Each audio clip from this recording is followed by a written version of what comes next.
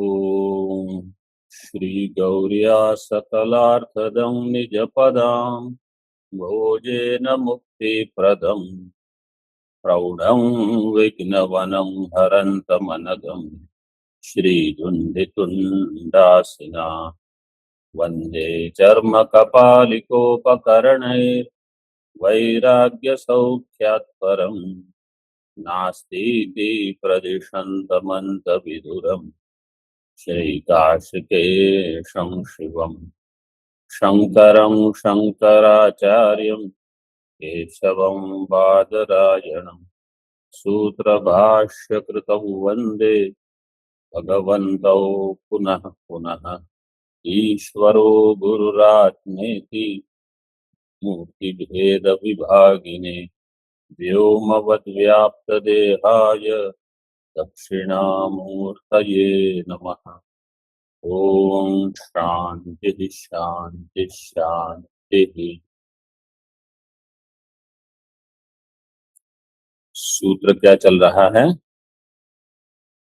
भूमा संप्रसादात् अध्युपदेशात्। भूमा संप्रसादात् अध्युपदेशात्, यह है सूत्र। छांदोग्य के 7वें अध्याय को लेकर विचार चल रहा है।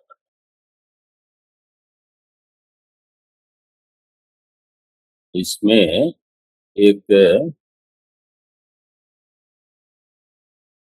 प्रकरण को लेकर चर्चा।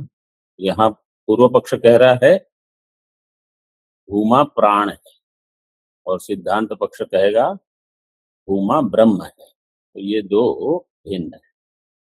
भूमा को बताया गया था ये बहुत्व भाव, बहुत्व का भाव भूमा है। इसमें एक चर्चा हमारी हुई थी तत्किम धर्मिकम इति आकांक्षा है। टीका में बहोर लोपो भूच बहो हो, ये सूत्र के बाद 2 पंक्ति छोड़ के, तो इसका अर्थ है तत्किम धर्मिकम। तत् शब्द से भूमा लेना है। मिला स्वामी जी आपको? ये भोले बाबा वाली पुस्तक में 560 560 मिला आपको? नीचे से दूसरी पंक्ति टीका में तत्किम धर्मिकम, तत् से लेना भूमा। भूमा कौन से धर्मी वाला है, मतलब भूमा धर्म किस धर्मी का है, ये प्रश्न होने पर इसका समास विग्रह कैसे होगा? भूमा तत्कार्थ है भूमा कह धर्मी अस्य। अरे समास में भूमा नहीं होगा। कह धर्मी अस्य धर्मस्य सह किन धर्मी कहा।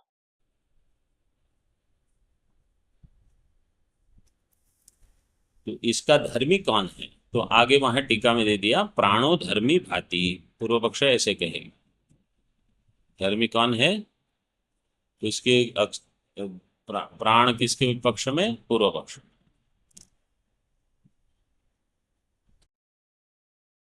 तो ये समाधान हो गया। अब आगे देखिए 562 पृष्ठ पर कोई अगर कहेगा प्राण अतिवादी है, प्राणवित्व के आप तम प्रति अतिवादी असि इति केनचित् प्रश्ने कृते अस्मि इति ब्रूया। हाँ, मैं अतिवादी हूँ। नाहम अतिवादी इति अपहनवम न कुर्यात्। वो ये नहीं कहे कि नहीं नहीं मैं अतिवादी नहीं। हाँ, मैं अतिवादी हूँ। प्राणविदम एषः इति परामृश्य सत्यवचन ध्यान मनन श्रद्धादि परंपरां विधाय उमोपदेशात् न प्रकरण विच्छेदः।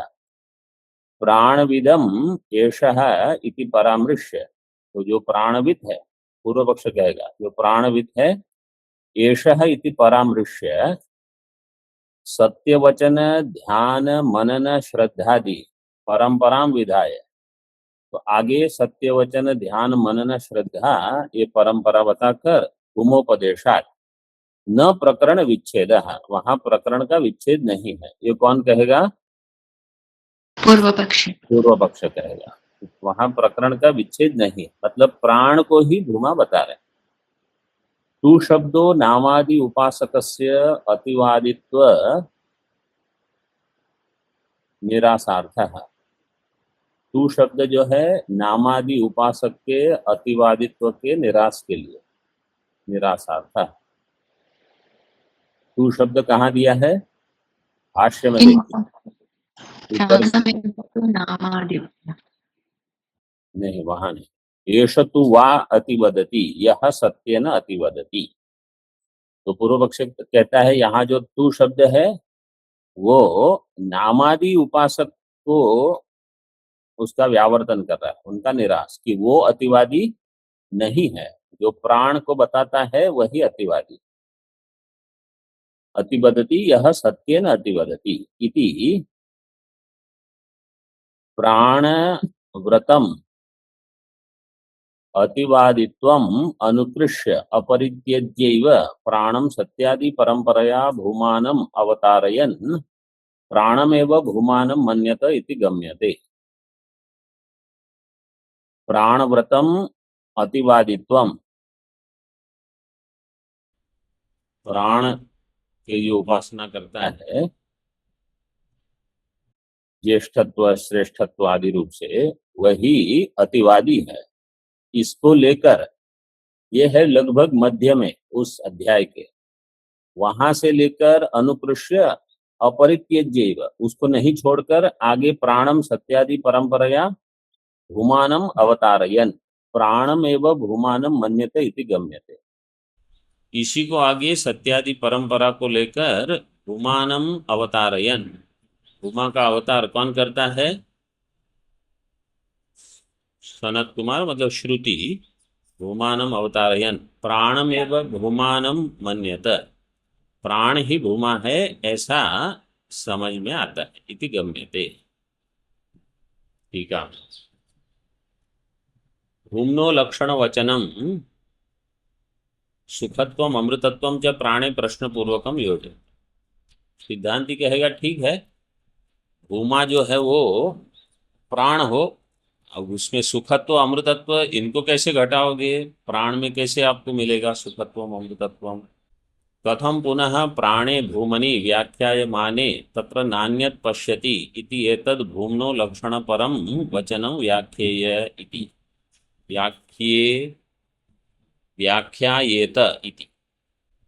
कथम पुनः प्राणे भूमनि व्याख्यायमाने, भूमनि अथवा भूमनि विकल्प किस सूत्र से होगा? विभाषा गिष्यो हो। प्राणे भूमनि व्याख्यायमाने, अगर प्राण को भूमा ऐसे बताया श्रुति ने, फिर यत्र नान्यत् पश्यति नान्यत् शृणोति नान्यत् विजानाति इति एतद् भूम्नो लक्षण परम वचनम व्याख्यायेत। इस प्रकार से इसकी व्याख्या कैसे करेगा? फिर श्रुति कैसे करेगी व्याख्या? उच्यते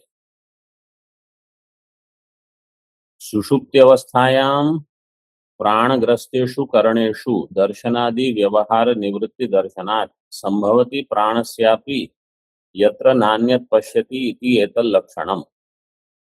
सुषुप्ति अवस्था में प्राणग्रस्तेषु करणेषु, प्राण के द्वारा ग्रस्त हो जाते हैं सारे कर्म, उनका उपसंहार हो जाता है।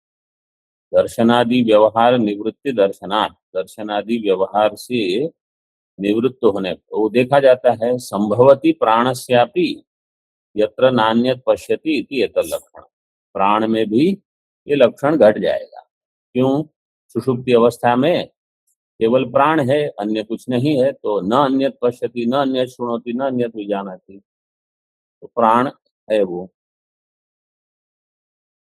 टीका में प्राणग्रस्तेषु प्राणे लीनेषु न शृणोति सुषुप्तः पुरुष इति शेष। प्राण के लीन होने पर सुषुप्त पुरुष न शृणोति।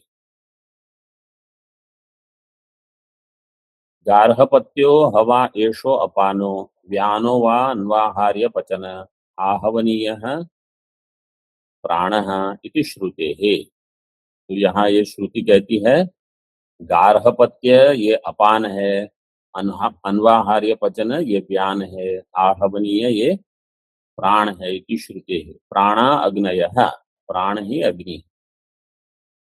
कहाँ? इह पूरे शरीरे जागृति सब व्यापारा एव तिष्ठन्ति इत्यर्थः। जागृत अवस्था में यही प्राण व्यापार करते हुए दिखाई देते हैं। कहाँ? इस शरीर में, इस पुर में।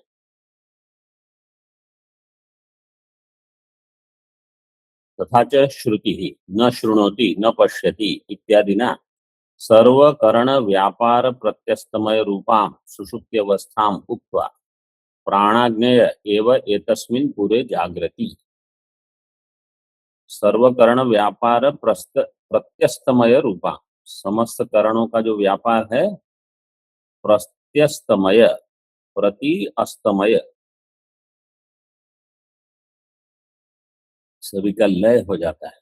समस्त करण व्यापार प्रत्यस्तमय अथवा प्रत्यस्तमिताम, इस प्रकार से शब्द व्यवहार करते हैं। प्रत्यस्तमय रूपाम सुषुप्ति अवस्थाम उक्त्वा, सुषुप्ति अवस्था को बताकर प्राणाग्नय एव एतस्मिन् पुरे जागृति, वही जो प्राण रूप अग्नियां हैं इस शरीर में जागृति। जागृति धातु क्या है इसमें? जागृ। जागृ क्या? निद्राक्षय, जागृ निद्राक्षय। कहाँ का रूप है ये जागृति? लट लकार प्रथम पुरुष बहुवचन, एक वचन में क्या होगा? जागृति, जागृतः, जागृति। जागृति में अति कहाँ से आया? जी होना चाहिए लट लकार में। जी का क्या हो जाएगा? अत हो जाएगा। झ का हो जाएगा अत। क्या सूत्र है? अदभ्यस्तात्। अदभ्यस्तात्, अदभ्यस्तात् से अत हो जाएगा। झ का अत होने पर, जी का अति होने से और इको अणची से जागृति हो जाएगा।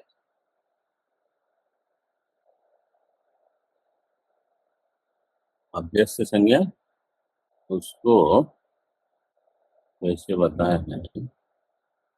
अभ्यस्तात् परस्य प्रत्यय झकारस्य अतादेश। अभ्यस्त क्या है? एक तो द्वित्व हो अथवा जक्षित्यादि षड, तो उसको जक्ष जागृत निद्रा इन सबको अभ्यस्त संज्ञा।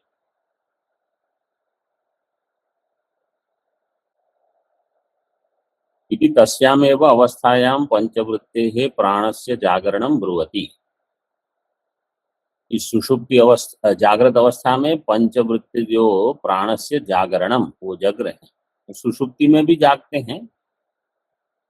जागरणम ब्रुवति प्राण प्रधानाम सुषुप्ति अवस्थाम दर्शयति। तस्यामेव अवस्थायां का अर्थ है सुषुप्ति अवस्था। यच्च एतद् भूम्नः सुखत्वं श्रुतम यो वै भूमा तत्सुखम इति तदपि अविरुद्ध। और जो श्रुति में कहा भूमा है वो सुख स्वरूप है, यो वै भूमा तत्सुखम, वो भी अविरुद्ध नहीं, मतलब वो भी प्राण में आपको मिल जाएगा। जैसे अत्र एष देवः स्वप्नान् पश्यति अथ यदेतस्मिन् शरीरे सुखं भवति इति सुषुप्त्यवस्थायामेव सुखश्रवणात्। अत्र एष देवः स्वप्नान् न पश्यति, अथ स्वप्न नहीं देखता सुषुप्ति में, अथ यद एतस्मिन् शरीरे सुखम भवति, जब स्वप्न भी नहीं देखता, मतलब जागृत भी नहीं है स्वप्न भी नहीं, तो सुषुप्ति में, तो इस शरीर में सुख को प्राप्त करता है। इति सुषुप्ति अवस्थायाम एवं सुख श्रवणा, सुषुप्ति अवस्था में सुख का भी श्रवण है। ठीक है। देवः का अर्थ है जीव। अथ तदा स्वप्न अदर्शन काले सुख श्रवणात् प्राणस्य सुखत्वम अविरुद्धम इति अन्वय। इस अवस्था में स्वप्न का जब अदर्शन है तो सुख का श्रवण होता है। सुख श्रवणात् प्राणस्य सुखत्वम अविरुद्धम। पूर्व पक्ष को प्रतिपादन करना था कि प्राण जो है वो अमृत स्वरूप है और सुख स्वरूप है, उसका प्रतिपादन कर रहा है पूर्व पक्ष। वो हो चुका। अब और एक विरोध है। क्या विरोध है? देखिए टीका में भाष्य में, यच्च यो वै भूमा तद अमृतम इति, और जो भूमा है वो अमृत है, तदपि प्राण से अविरुद्धम प्राणो व अमृतम इति श्रुते है। तो भूमा है वो सुख है, तो बोले हाँ प्राण सुख स्वरूप है। भूमा है वो अमृत है, तो बोले हाँ प्राणो व अमृतम। कौशिक की उपनिषद से कहाँ से बता दिया? इति श्रुते। अब और एक प्रश्न, कथम पुनः प्राणम भूमानं मन्यमानस्य तरति शोकम आत्मविद इति आत्मविविदिषया प्रकरणस्य उत्थानम उपपद्यते।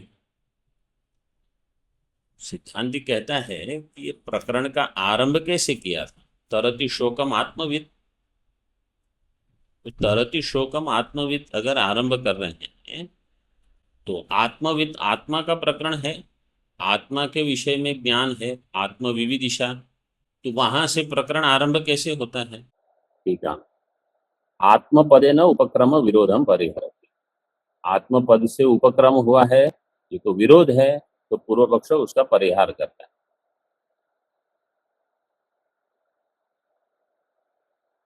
प्राण एव इह आत्मा विवक्षित इति ब्रह्म।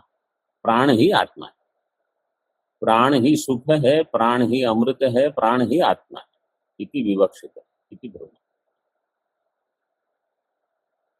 तथा ही प्राणो पिता, प्राणो माता, प्राणो भ्राता, प्राण स्वसा, प्राण आचार्य, प्राणो ब्राह्मण, ये उसी अध्याय में ये मंत्र है 7:15 इति प्राणमेव सर्वात्मानं करोति। तो प्राण जो है वो सर्वरूप है, सर्वरूप है, इसलिए सर्वात्मत्व भी वहां घटेगा। और प्राण आत्मा है, वो भी श्रुति है, अमृत है, सब प्राप्त हो जाता है। प्राणस्य आत्मत्वं कथम इति आशंक्याः श्रुतत्वात् तथा ही प्राणो पिता, प्राणो माता, ये सर्वं समर्पितम इति च सर्वाधिष्ठानं प्राणं स्वीकरोति श्रुति ही इति अन्वय। सर्वं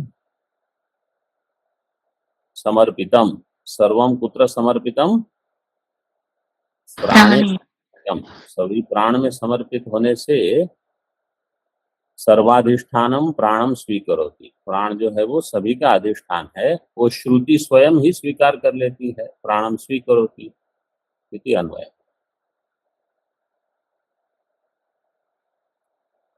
यथा वा अरा नाभौ समर्पिता एवं अस्मिन् प्राणे सर्वं समर्पितम इति च सर्वात्मत्व अरनाभि निदर्शनाभ्यां च संभवति वैकुल्यात्मिका भूमरूपता प्राणस्य। जिस प्रकार से सारे अरे नाभि में समर्पित है, यथा वा अरा नाभौ समर्पिता, एवं इस प्रकार से अस्मिन् प्राणे सर्वम समर्पितम, इस प्राण में सब कुछ समर्पित। इति च, आगे जो शब्द है इसका समास विग्रह कैसे होगा? सर्वात्मत्व अरनाभि निदर्शनाभ्याम, भाष्य में सर्वात्मत्वम् अरणाभिनिदर्शनं यस्य सः सर्वात्म। जैसे यस्य सह, शब्द को ठीक ठीक देखकर आपको विग्रह बता। स्वामी जी ने क्या कहा? फिर आगे सर्वात्मत्वंच अरनाभि निदर्शनंच इति सर्वात्मत्व अरणाभिनिदर्शने निदर्शने ताभ्याम सर्वात्मत्व अरनाभि निदर्शनाभ्याम। दो चीज, जब भ्याम है तो दो तो होने चाहिए, सर्वात्मत्व एक है और दूसरा है अरनाभि निदर्शन। निदर्शन का अर्थ क्या है? निदर्शन क्या है? दृष्टांत। दृष्टांत। निदर्शन का अर्थ है दृष्टांत। अरनाभि क्या है? दृष्टांत है। प्राण में सर्वात्मत्व है, प्राण में अरनाभि। शब्द को ठीक ठीक देखना, तब आपको वहां समास क्या है वो पता चलेगा। अगर पहले से मन इसी में केंद्रित है तब होगा। मन कहीं अन्य यहाँ वहां भटक रहा है और सीधे पाठ में आ जाएंगे तो नहीं होगा। सर्वात्मत्व अरनाभि निदर्शनाभ्याम च संभवती वैपुल्यात्मिका भूमरूपता प्राणस्य। तो ये दोनों के द्वारा क्या संभव है? प्राण में सर्वात्मत्व है, प्राण में अरनाभि जैसे सभी कुछ प्राण में समर्पित है, ये दृष्टांत को लेकर वैपुल्यात्मिका भूम रूपता प्राणस्य संभवती। प्राण में वैपुल्य है, इसलिए भूम रूपता प्राण में घट जाएगी। तस्मात् प्राणो भूमा इति एवं प्राप्तम, इसलिए प्राण ही भूमा। अब देखो इन्होंने सब बता दिया, अमृतत्व, सुख, सर्वात्मत्व सब प्राण में, और सब हेतु है इनके पास। और वहां भी बताया कि जो प्राण को कहता है वो अतिवादी है।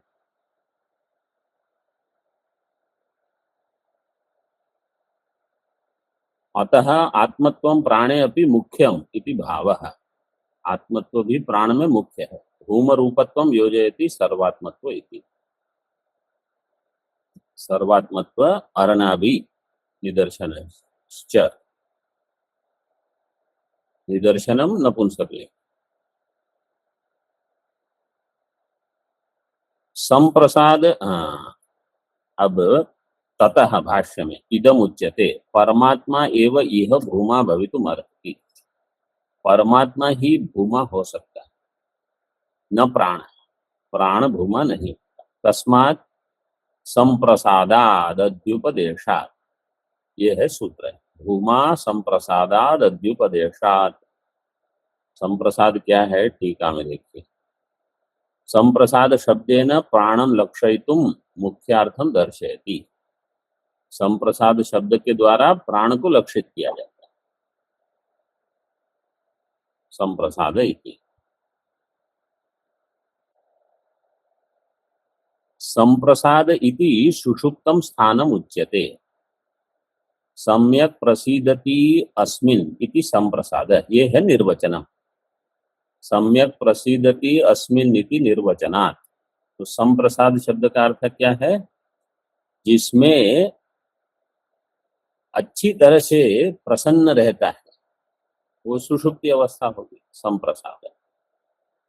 ये छांदोग्य के 8वें अध्याय में भी जागृत स्वप्न सुषुप्ति का विवेक है, वहां भी अंत में संप्रसाद ये उपदेश। सम्यक प्रसिद्धति अस्मिन् इति निर्वचनात्। टीका में सवा एष एतस्मिन् संप्रसादे स्थित्वा पुनराद्रवति। एषः एतस्मिन् संप्रसादे स्थित्वा, इस संप्रसाद में रहकर पुनः आद्रवति, पुनः आद्रवति आगच्छति, फिर से लौट जाता है। इति प्रयोगाच्च तत्पदम सुषुप्ति वाचकम इत्याह। संप्रसाद पद जो है वो सुषुप्ति का वाचक, भूमा पद उसके लिए नहीं। त्याह बृहदारण्यके च स्वप्न जागरित स्थानाभ्याम सहपाठात्। बृहदारण्यक उपनिषद में स्वप्न जागरित स्थान के साथ इसका भी सहपाठ है। इसका संप्रसाद। सहपाठ। तस्यां च संप्रसाद अवस्थायां प्राणो जागर्ति इति प्राणो अत्र संप्रसादो अभिप्रेयते प्राणाद ऊर्ध्वं भूम्न उपदिश्यमानत्वाद इत्यर्थः।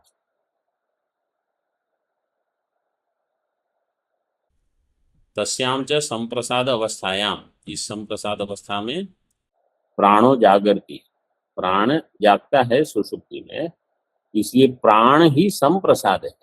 प्राणो अत्र संप्रसादो अभिप्रेयते, और उस प्राण से बढ़कर जो है प्राणाद ऊर्ध्वम भूम्नः उपदिश्यमान, उस प्राण से जो बढ़कर है वो है भूमा, सुषुप्ति अवस्था है। टीका में वाच्यार्थ संबंधात प्राणो लक्ष्य इत्याह। वाच्यार्थ क्या है? संप्रसाद। लक्ष्यार्थ क्या है? प्राण। संप्रसाद शब्द को लेकर प्राण को लक्षित किया गया, वो दिया है टीका। वाच्यार्थ संबंधात प्राणो लक्ष्य इत्यादि, संप्रसाद के साथ संबंध होना चाहिए, तो सुषुप्ति अवस्था से इसका संबंध भी है।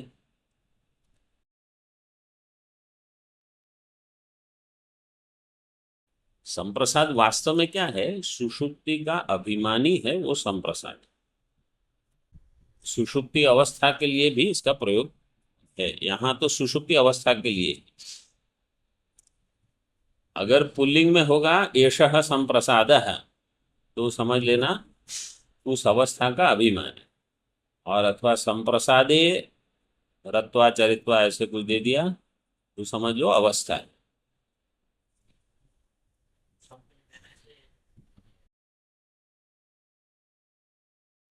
ऐसा होना चाहिए, लेकिन यहाँ जैसे यहाँ देखो सव, ये जो उदाहरण दिया है बृहदारण्य का टीका में, स वा एषः एतस्मिन् संप्रसादे स्थित्वा, वो जो दिया तो सह, तो संप्रसाद हो जाएगा सुषुप्ति, और उसमें जो रहता है तो वो हो जाएगा उसका अभिमानी। ऐसे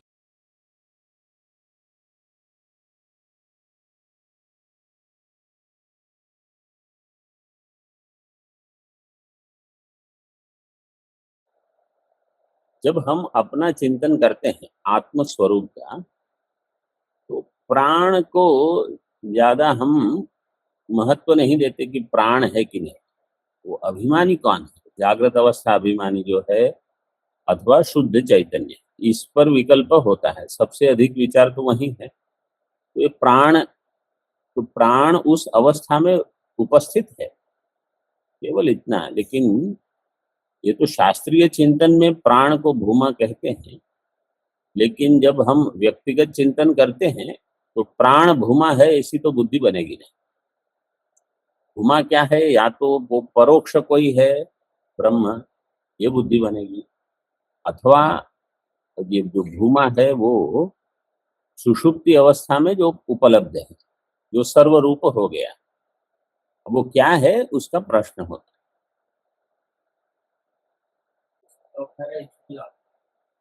हाँ, और पूर्व, क्योंकि शास्त्रीय चिंतन में तो क्या है, आप सभी चीज को घटा के दिखाओ। तो जब व्यक्तिगत कोई चिंतन करता है तो इतना चिंतन करते नहीं कि अमृत शब्द वहां श्रुति में दिया है उसका क्या होगा, और सुख शब्द दिया है उसका क्या होगा, सर्वात्मत्व, लेकिन सब कुछ है यहाँ। और पूर्व काल में हिरण्यगर्भ की उपासना बहुत चलती थी, तो वो सीधे उपलब्ध है। प्राण शब्द से हिरण्यगर्भ ले लीजिए, उससे अधिक क्या होगा। तो जितने उपासक थे उनके लिए अंतिम स्थान है प्राण।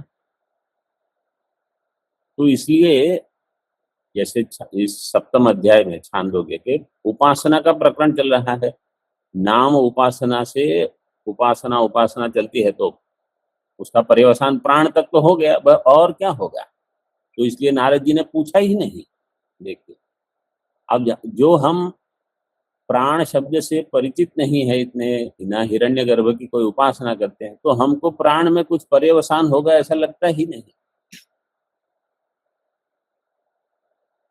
इसी प्रकार जैसे बृहदारण्यक में आरंभ में अश्वमेध उपासना है, तो अश्वमेध से क्या होगा? ब्रह्मलोक की प्राप्ति, हिरण्यगर्भ की उपासना।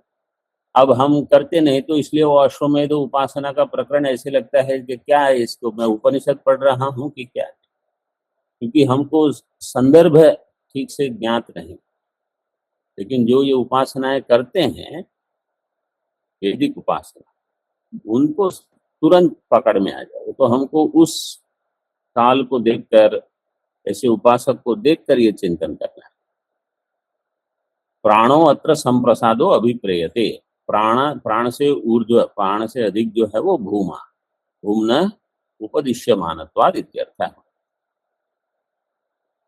ठीक है। अत्र का अर्थ है सूत्रे। इस सूत्र में भूमा संप्रसाद, भूमा प्राणाद भिन्न, अभी अनुमान करते हैं, देखिए, भूमा प्राणाद भिन्न अत्र अध्याये तस्माद ऊर्ध्वम उपदिष्टत्वात् नामादेहे ऊर्ध्वम उपदिष्ट वागादिवत इत्यर्थः। पक्ष है भूमा, साध्य है प्राणाद भिन्न, भिन्नत्वम, प्राण भिन्नत्वम। भूमा जो होगा वो प्राण से भिन्न होगा। क्यों? इस अध्याय में तस्माद ऊर्ध्वम उपदिष्टत्वात्, तो अगर कोई पूछेगा हेतु क्या है तो क्या कहोगे?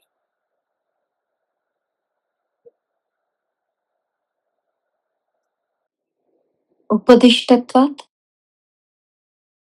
ऊर्ध्वम नहीं, ऊर्ध्व, ऊर्ध्वोपदिष्टत्व, ऊर्ध्व, फिर समास कर लेंगे। ऊर्ध्व बताया गया है। क्यों? जैसे दृष्टांत, नामादेहे ऊर्ध्वम उपदिष्ट वागादिवत। नाम से ऊर्ध्व है वाक, वाक से ऊर्ध्व है, क्या क्या चीजें हैं इस अध्याय में बताइए। मनः, संकल्प, चित्तम, ध्यानम, विज्ञानम, बलम, अन्नम, आप, तेज, आकाश, स्मर, ये सब बताए गए।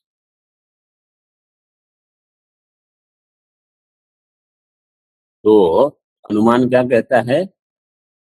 भूमा प्राण से भिन्न होगा। जैसे नामादि से ऊर्ध्व जो उपदिष्ट है वागादि, वो नाम से भिन्न है। तो भूमा जो प्राण से ऊर्ध्व उपदिष्ट है, वो भूमा प्राण से भिन्न होगा। ये हो गई सिद्धि। जो जो बाद में बताया गया है वो पूर्व से भिन्न है। जैसे नाम से के बाद वाक है, वाक के बाद मन है, मन के बाद संकल्प है, तो ये सब पूर्व से भिन्न है। तो प्राण के बाद भूमा है, तो वो भी भिन्न है।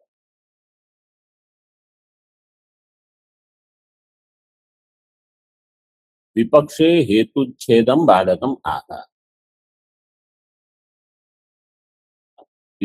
में हेतु अभाव, विपक्ष क्या कहेगा कि इसमें हेतु का अभाव है, मतलब वो नहीं है, उसका बाधकम प्राण एव, उसको बता दे भाष्य।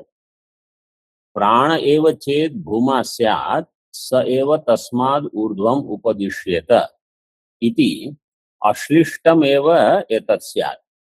अगर प्राण ही भूमा होता, ये कौन कहेगा? सिद्धांत कहेगा अगर प्राण ही भूमा होता तो उसका ऊर्ध्व उपदेश अश्लिष्ट होता, मतलब शिष्ट आचार का प्रयोग नहीं होता, अश्लिष्ट होता, ठीक नहीं होता वो। सह एव तस्माद् ऊर्ध्वम उपदिश्येत इति अश्लिष्टम एव एतत् स्यात्।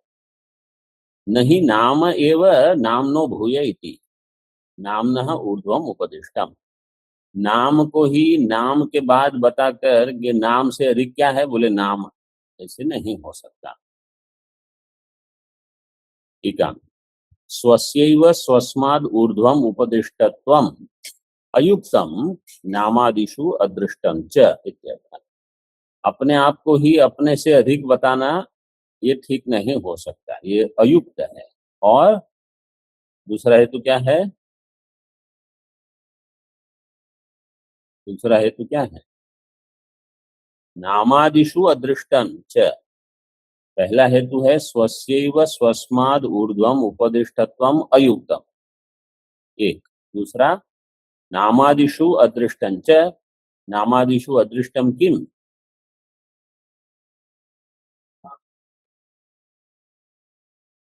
नामादिषु अदृष्टं च, नामादिषु अदृष्टं किम,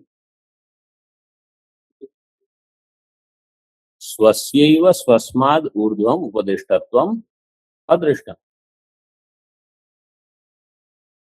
नामादि में अपने आप का अपने से अधिक उपदेश नहीं बताया गया, ऐसा नहीं देखा जाता। नामादिषु अदृष्टम च मतलब पूरा आपको ये हेतु देखना पड़ेगा। स्वस्यैव स्वस्माद् ऊर्ध्वम् उपदिष्टत्वम् न दृष्टम, पहले कहा अयुक्तम, दूसरे कहते हैं अदृष्टं च। वही भाष्य में कहा नहीं नामैव नामनो भूय इति नामनः ऊर्ध्वम् उपदिष्टम, नाम को नाम से ऊर्ध्व नहीं बताया गया। किंतर्हि नामनो अन्यत् अर्थांतरम उपदिष्टम वागाख्यम, नाम से अन्य कोई अन्य अर्थ जो बताता है ऐसा बताया गया है। वाग, फिर वाग से अधिक कुछ और, वाग वाव नामनो भूयसी इति, वाग नाम से निश्चित ही इससे अधिक है, वाग नाम से अधिक है, फिर वाग से अधिक है मन, ऐसे। तथा वागादिभ्यो अपि अप्राणात् अर्थांतरमेव तत्र तत्र ऊर्ध्वम् उपदिष्टम्, तद्वत् प्राणाद् ऊर्ध्वम् उपदिश्यमानो भूमा प्राणाद् अर्थांतरभूतो भवितुम् अर्हति। तथा वागादिभ्यो अपि, वागादि से अधिक, अप्राणात् प्राण तक, अप्राणात् ये प्राण को मिलाकर के प्राण को छोड़कर, मर्यादा है कि अभिविधि है, अभिविधि, इंक्लूडिंग प्राण अभिविधि। अभिविधि में हाँ, तो ये सह वाला है, प्राण को भी लेकर, आंग मर्यादा अभिविद्यो हो। अप्राणाद् अर्थांतरमेव तत्र तत्र ऊर्ध्वम् उपदिष्टम, वहां प्रत्येक स्थान पर इसे ऊर्ध्वम अधिक बताया गया। तद्वत् प्राणाद् ऊर्ध्वम् उपदिश्यमानो भूमा प्राणाद् अर्थांतर भूतो भवितुम् अर्हति। प्राण से ऊर्ध्वम, प्राण से आगे जो बताया गया है भूमा, प्राण से अर्थांतर भूतो, प्राण से अन्य अर्थ वाला होगा, प्राणाद् अर्थांतर भूतो भवितुम् अर्हति। ये सिद्धांति ने अपना बता दिया। अब हेतु असिद्धिम शंकते, पूर्व पक्ष हेतु की असिद्धि की शंका करता है। ननु यह नास्ति प्रश्न अस्ति भगवः प्राणाद् भूय इति, नापि प्रतिवचनम अस्ति प्राणाद्वाव भूयो अस्ति इति, कथम प्राणाद् अधि भूमा उपदिश्यते इति उच्यते। पूर्व पक्ष कहता है पहले जितने विकल्प हैं इन सब में तो वाग वाव नामनो भूयसी, प्रश्न भी है कि नामनः अस्ति भगवः नामनः भूय इति, तो ये ऐसा नारद जी ने कोई प्रश्न नहीं किया अस्ति भगवः प्राणाद् भूय इति, और कोई ऐसा उत्तर भी नहीं दिया कि हाँ इससे अधिक कुछ है, प्राणाद् वाव भूयो अस्ति इति। तो आप कैसे कह सकते हो प्राण से अधिक है भूमा, प्राणाद् अधि भूमा उपदिश्यते इति कथम उच्यते। ऐसा कोई जैसे पूर्व विकल्पों में ये ऐसे संवाद है, ऐसा तो यहाँ नहीं है। प्राण विषयमेव च अतिवादित्वम् उत्तरत्र अनुपृश्यमाणं पश्यामः। सिद्धांति उत्तर देता है प्राण विषयम च अतिवादित्वम, प्राण को जो कहेगा, मतलब कहेगा करती नहीं है, प्राण का जो जो प्राण का उपासक है वो सबसे बढ़कर है, ऐसे तो बताया। प्राण विषयम च अतिवादित्वम, आगे उत्तरत अनुकृष्यमाणं पश्यामः। एष तु वा अधिवदति यह सत्येन अधिवदति, लेकिन यह वह जो सत्य से अतिवदन करेगा वही अतिवादी है वास्तव में। एष तु टीका में प्रकृत प्राणविद परामर्शक एष शब्दो न भवति। एष शब्द प्राणविद का परामर्श करता है कि सत्यविद का परामर्श करता है।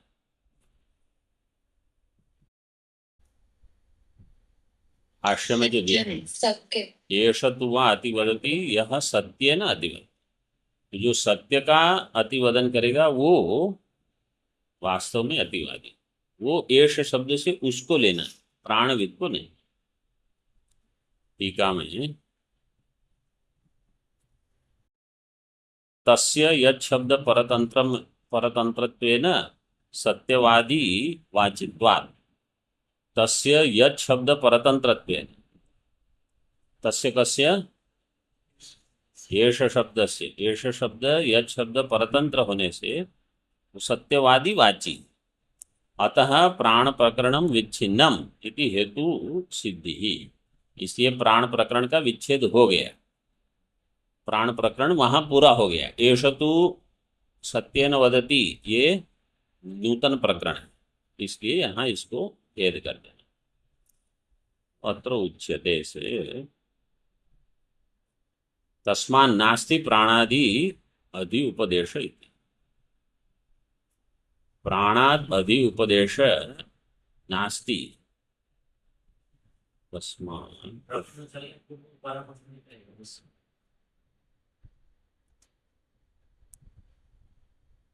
तस्मान् नास्ति प्राणाद अधि उपदेश इति। ये कौन कहेगा? पूर्व पक्ष। हाँ स्वामी जी, क्या प्रश्न था आपका?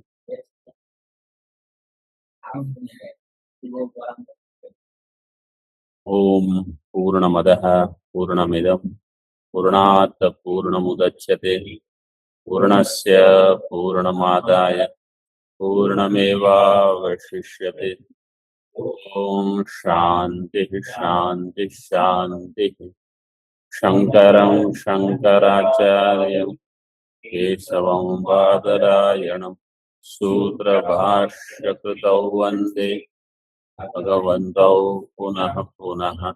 ईश्वरो गुरुरात्मेति मूर्तिभेदविभागिने व्योमवद्व्याप्तदेहाय दक्षिणामूर्तये नमः। ओम शांति शांति शांति।